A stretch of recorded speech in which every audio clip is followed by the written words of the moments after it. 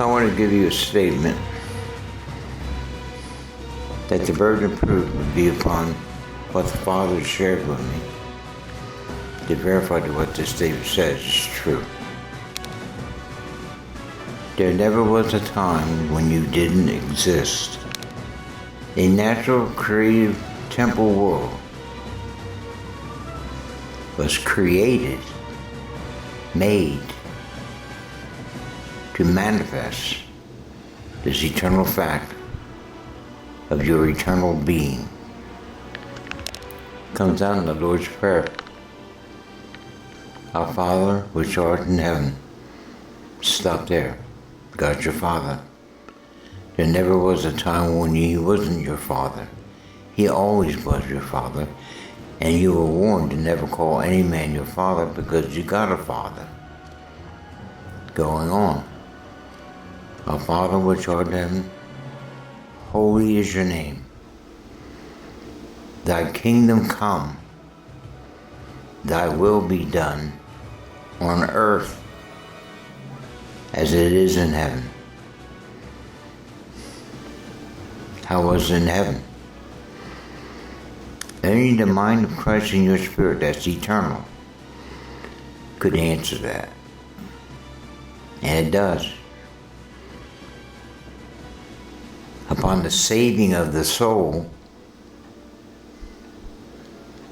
from this iniquity that we were born into, cut off from God, and this mind and memory of that mind of who He is and who we are. We are His offspring. All of Adam's race. The name Adam, in his Hebrew translation, is humanity. We're of humanity. This is verified when He called Adam, Adam, and Eve, Eve, and then turned around and calls them both Adam, humanity. That she was the mother of all humanity. Where do you start? With a realm that is said to have no beginning of days, no end of days, was, is, and never shall be, eternal. Had no beginning, had no end. So we read that in the beginning God created the heavens and the earth. That throws us off. The word beginning. In the beginning. Stop there. It should be in the mind of God. And that mind being eternal. Had no beginning of days, no end of days, was, is, never shall be. Then we get into, in the beginning, God created. Then we get into the word bara and asa in the Hebrew. They're synonymous terms. God made, He created. But we think of something that you make or create that was non-existent until you made it or created it. But in the mind of God, that's eternal, there never was a time when there wasn't. There always was. Only needing to be manifested. So in the mind of God, He manifested. He was about to manifest what was in His mind, the eternal mind. Call it a sequence of events in the eternal realm.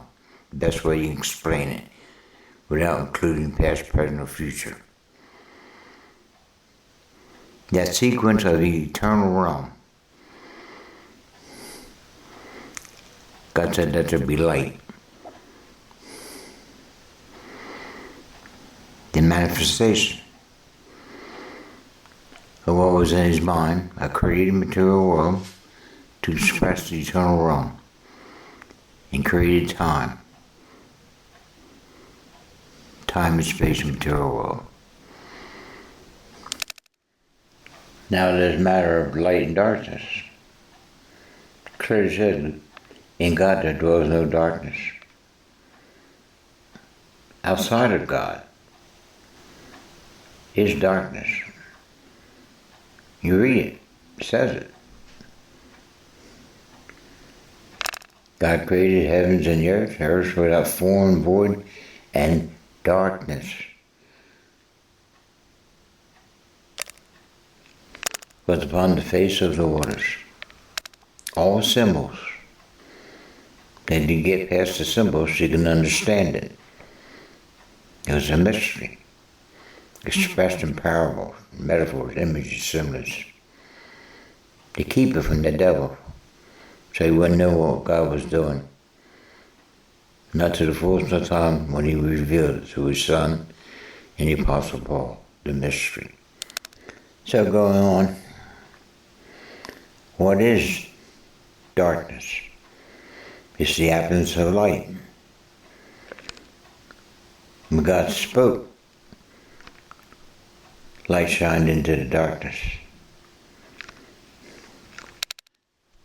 Scripture speaks of the outer darkness. There's a word for that. Between God and absolute darkness is something in between that's called the shadow. It's called the UMBRA. The darkest part of the shadow, the outer darkness. For the longest time we lived in the the shadow. He can make a decision at that point. Come to the light, or you can go with the UMBRA, the darkest part of the shadow. You don't want to go there. There's no coming back. So I'm getting these thoughts. I'm not going to sit there and try to keep stopping this. You have to be a recorder. Let the thoughts flow. So the UMBRA, I got other videos on that. The darkest part of the shadow. Here you are showing up before the throne of God. The guy that showed up there naked, without a wedding robe, and he throws him out to the outer darkness. He had no righteousness, the robe of Christ's righteousness. That's the only thing that gets you into the kingdom. You get in by the skin of your teeth. You have no righteousness of your own. And if you don't have that robe of his righteousness on, you're going to be thrown into the outer darkness. Because you trod underfoot the righteousness of Christ, the finished work of God before the foundations of this world. Going by establishing your idea of righteousness, you forfeited it. There's no other place for you but the outer darkness. The UMBRA. Deepest part of it. Evil. Light shined into the darkness, and the darkness comprehended it not. What is light? It treacherous and darkened soul. It comes to save the soul. Shines light into this carnal mind. It renews it with light and removes, dispels the darkness from one degree to another. That's what I meant by you live in the shadow for the longest time. You're born in this world, cut off from God and that light. You're shaping the iniquity of this world. Iniquity coming from evil, darkness. Lucifer, who one time was bright morning star, comes darkness. He loved darkness rather than light. He won't come to the light. Think of light now. If the light that you have is darkness. How great is that darkness? Like I said, for a long time, you're just in the shadows. You ain't seen darkness. He said, work hard that day because there comes darkness when no make him work. Nothing works. Minds are gone. Totally gone. They love darkness and they hate the light. Because they come to light, it will expose them for their condition. They can't hear it. What's your condition? You're under the wrath of God. You were born cut off from God, shaping the iniquity of this world, race, culture, creed, gender, world, the flesh, and the devil. That's all you've ever known. At some point, little light shines into your darkness, and you're in the shadows. But you've yet to come to the light. You got to get out of the shadows and walk in the light as He is in the light. And we all would have fellowship with one another. You see, with individuals, some people you can have some fellowship with, others there's no fellowship at all. You got to know that. You get around them, you sink into darkness. You got to get away from them. Come out and be separate. It's hard sometimes when it's family members or close neighbors and friends. It's tempting. No one wants to be hated. If they hated Him, Jesus, they'll hate you. He came to give life and light. And they didn't want it. They listened to the lie. They thought they had light. They had no light. The light that they had was darkness. They didn't even know it. Walked in darkness a better part of their lives. It got darker and darker, further and further from God. Every imagination of the heart was evil continually. That was a dark world. And we say, well, they had sunlight, and you're missing the point. And you talking about light from the sun or moon or the stars at night. If you took the sun, moon, stars, and got rid of them, pitch black. That movie on it called Pitch Black. Horrible. These creatures would come out, and they couldn't stand the light. And the planet they were on, he would end up was getting into the shadows, and finally it got pitch black. You couldn't see the star patterns. Those sun, moon, stars gone. Pitch black. Put your hand in front of you, you can't even see it. Anything might have worked with night vision. And this one individual in that movie, he had these eyes that could see in the dark. He could see the creatures, they couldn't see him. When you're in light, you'll see things that most people cannot even see. That would scare most people. You don't want to see it. Thank God.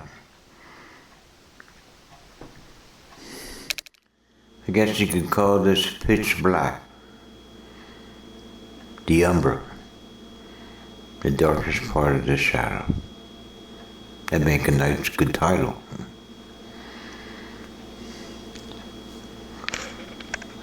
The outer darkness. My God. Horrible. If you have night vision, you could see in the dark. Pitch black, you could still see it. Walk in the light as He is in light, and you'll see things. Be prepared for it.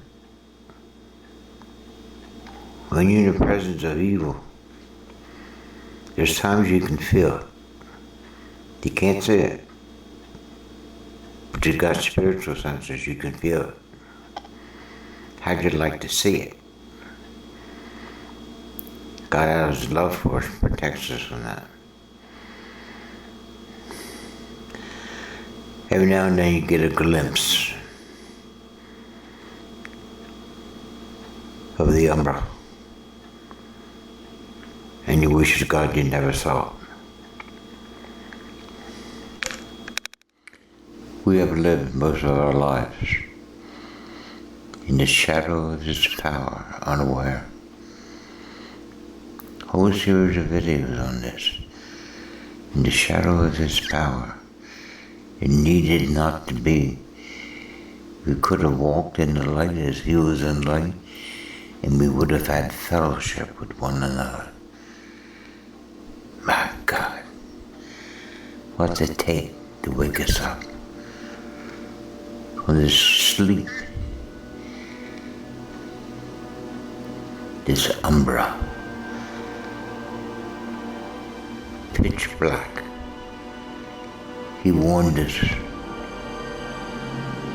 walk in the light as He was in the light, and to work while it was yet day, because darkness was coming, where no man will be able to work. Nothing will work. Every human effort to try to solve the problem will utterly fail. Hope deferred will make the heart sick, and the love of many will wax cold. In the darkness with no light.